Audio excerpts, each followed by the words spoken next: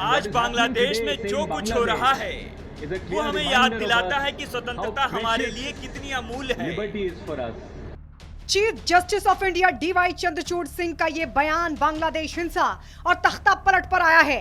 उन्होंने ये बात 15 अगस्त को सुप्रीम कोर्ट परिसर में तिरंगा फहराने के बाद स्वतंत्रता दिवस के कार्यक्रम में कही। सीजीआई चंद्रचूड़ ने अपने संबोधन में कहा कि कई वकीलों ने अपना कानूनी पेशा छोड़ दिया और राष्ट्र के लिए खुद को समर्पित कर दिया। उन्होंने पत्रकारों से कहा कि स्वतंत्रता दिवस के मौके पर मैं आप सभी को, हमारे पत्रकार साथियों को हार्दिक शुभकामनाएं देता हूं। ये हमें एक दूसरे के प्रति और राष्ट्र के प्रति अपने कर्तव्यों की याद दिलाने का दिन है। चीफ जस्टिस का ये स्टेटमेंट बांग्लादेश में अल्पसंख्यक हिंदुओं पर हमलों की घटनाओं को लेकर भारत में बढ़ती चिंताओं के बीच आया है। सुनिए सीजीआई का ये पूरा बयान। And what is happening today, say in Bangladesh, is a clear reminder of us how precious liberty is for us. Therefore, it's very easy to take freedom for granted. It is simple to take liberty for granted. But it's important that we dwell on the stories of the past to remind us how precious liberty is and what an important role which we as judges and lawyers play as an institution in the preservation of liberty.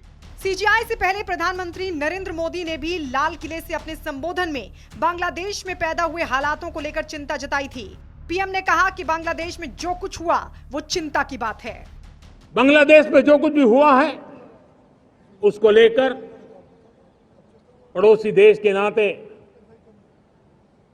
चिंता होना, मैं इसको समझ सकता हूं।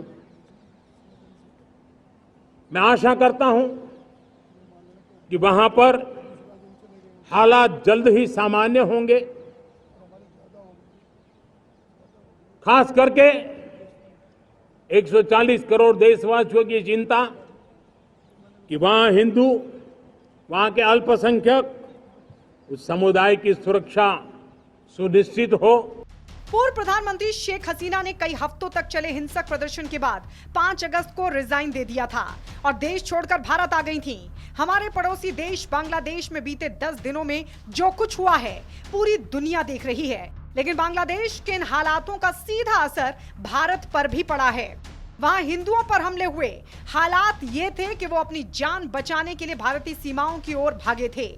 बांग्लादेश में Nobel पुरस्कार विजेता मोहम्मद यूनुस के नेतृत्व वाली अंतरिम सरकार अब शांति बहाल करने और अल्पसंख्यकों की रक्षा करने में चुनौतियों का सामना कर रही है, जिन्हें हाल ही में हमलों का निशाना बनाया गया है। Bureau report, Republic Bharat.